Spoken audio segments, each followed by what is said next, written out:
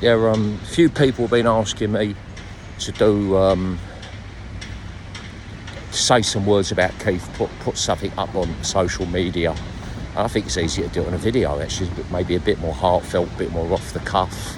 I try and keep it as simple as I can, try and keep it about him as much as possible, about Keith. I first met Keith, I think, around the Warwick Road squats. It's quite a notorious sort of squats around there. It's very upmarket now, like a lot of parts of London, and it's quite down the hill, pretty druggy. And I really liked him. We really took a shine to each other. This was before Pill. He was bright and smart and intelligent and interesting, and I think he probably saw similar in me.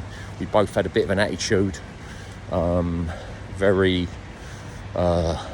sort of outgoing and very interested in things and making new ways of doing things. I think looking back, we both thought in an abstract kind of way.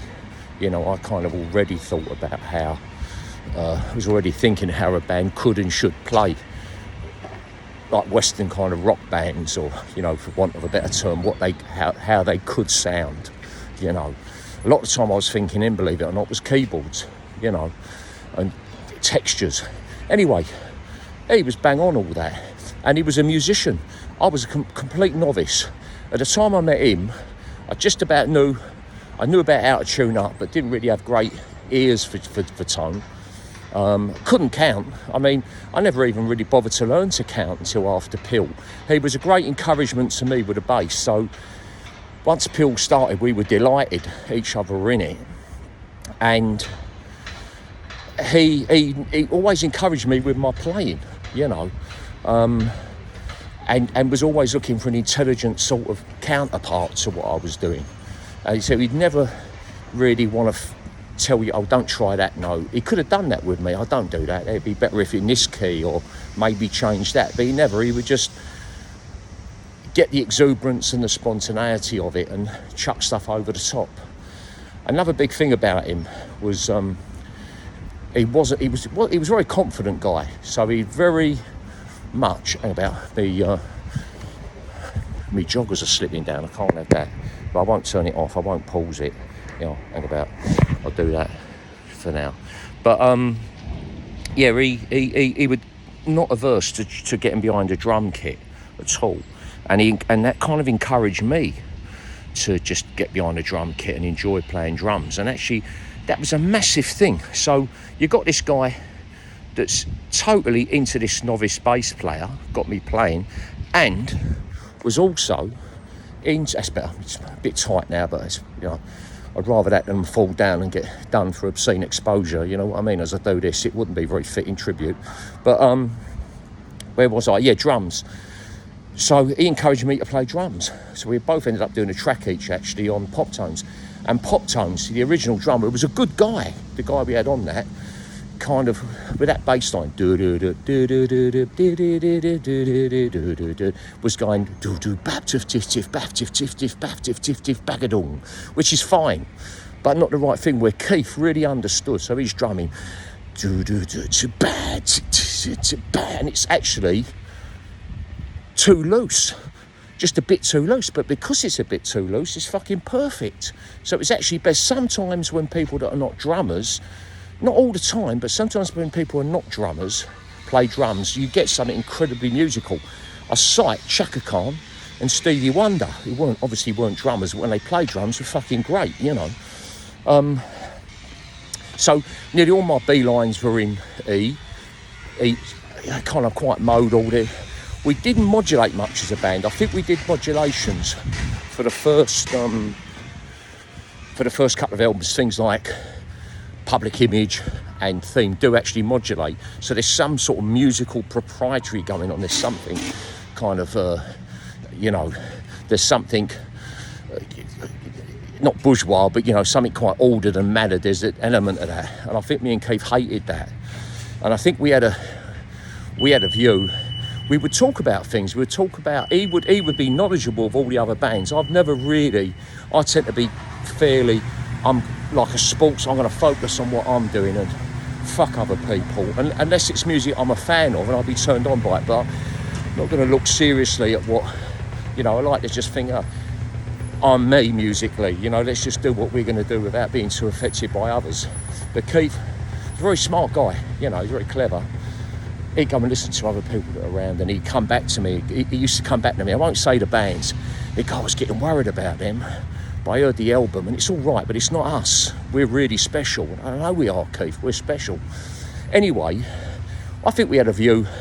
We could develop this over 2 or 3 albums, the sound, and, which is the normal way you do it with a producer, being methodical and careful and building a career and building up some sort of path, And so we weren't really enthralled. Thought John was great, loved his words at that time, thought they were fantastic. But we weren't really, we weren't sort of intimidated by him or something as a personality. We were very strong personalities. Keith was a very strong personality. So I think me and him thought, well, we can build this, over the course of 2 or 3 albums or whatever, which was a bit boring, or we can just make something bollocks, just do what we want to do and do something really extreme. And that's what we've done with Metal Box, I actually like the first edition. For me, Theme is his finest bit of guitar ever. I love Theme. That's fucking groundbreaking. Pop Tones, another one, brilliant, and Public Image, obviously. So we've done it. Now, I found it very frustrating because to me it got very dark, and I think me and him were set up to go against each other a bit in a way. Actually, looking at I was the youngest of all of them. I realise now me and him were set up to start to get the ump with each other a bit, and I got fed up with it all and just thought this is so much potential here to go and do other stuff. But you know what? It worked out good because it's nice just to, to have a record that's got absolute purity of intent to it, which that record has. It kind of works well, really well, obviously, and it just kept it pure. It's kind of good. We didn't sort of follow it up, and I went off and did other things anyway, and took that attitude I had into other areas and other situations with people. Obviously, Holger and Jackie, and was very lucky because of Peel and because of what I'd had with Keith to be able to go forward into life and do and work with some great people. I've been very lucky, really. Left Metal Box, doing Metal Box, and went virtually straight away over to Cologne, which was absolutely wonderful. So yeah, that was it. Just my memories of him in the studio, or I think we'd been in a room, in a rehearsal room. I remember downstairs at Gunter Grove, even ran there a few times with him.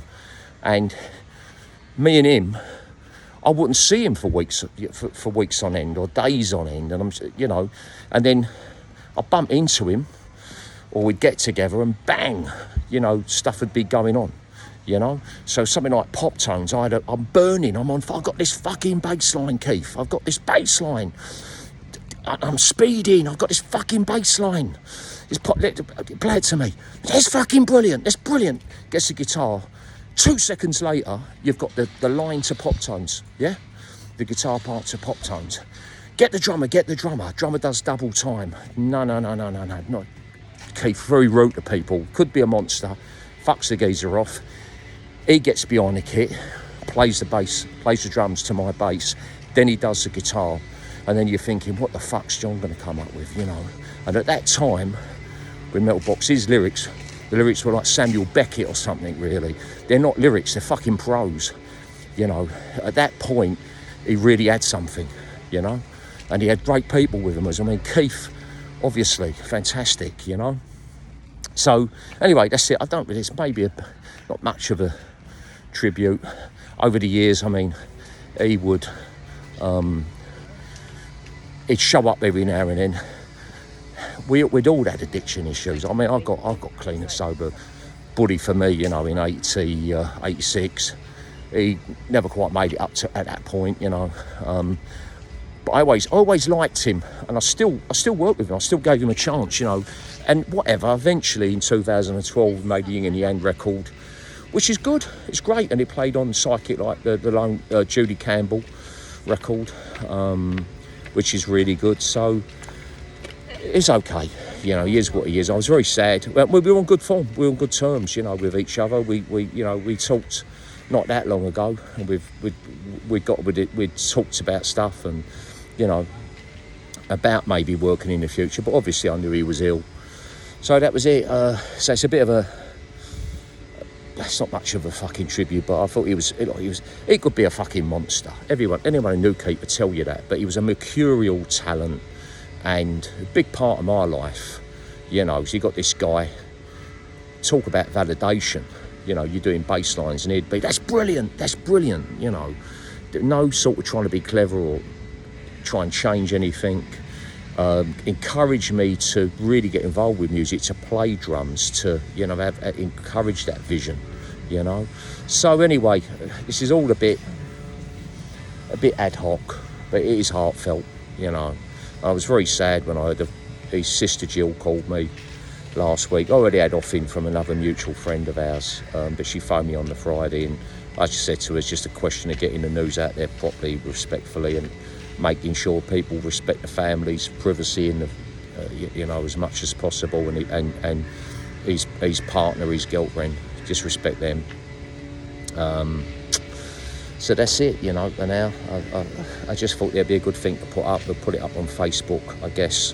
And yeah, it's a big deal, I can't, pretend that otherwise. He really wound me up, the geezer. I mean, he wound me up worse than anyone I've ever played. How I've never punched Keith Levene in the fucking head, I do not know, but I never have, because he's so annoying at times, but was a mercurial talent, huge fucking part. That sound, there's no one else had a sound like that.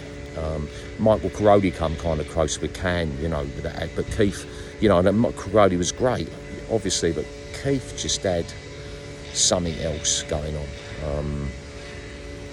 It was a real different aesthetic. He knew. I know his family sort of say he saw me as a brother, and I did see him. It's like a kind of brother in arms. When you'd meet him, you'd spark straight away. So in 2012, when we get in a room, stuff goes on straight away. Bang, you're into it. We just sparked off of each other. But I was angry with him as well, because I just felt, he fucking wasted a lot of talent. So I'd get really annoyed with him. Fucking addiction, man. It's shit. It's fucking shit. And if you can get out of that hole, more's the better. I'm rambling on, but it is from the heart. God bless him. And I'm sad, but not imbued with sadness, because there's a joy there it was fun. And Peel, in that first period, was fun. It was a lot of fun, and it was a wonderful thing. I was, wonderful thing. It set me up to be a musician, Fuck me, who would have thought I'd ever become a musician? It's amazing. I still love playing. So that's like a gift you've got and been passed on. And anyway, enough from me. That's it. Thank you.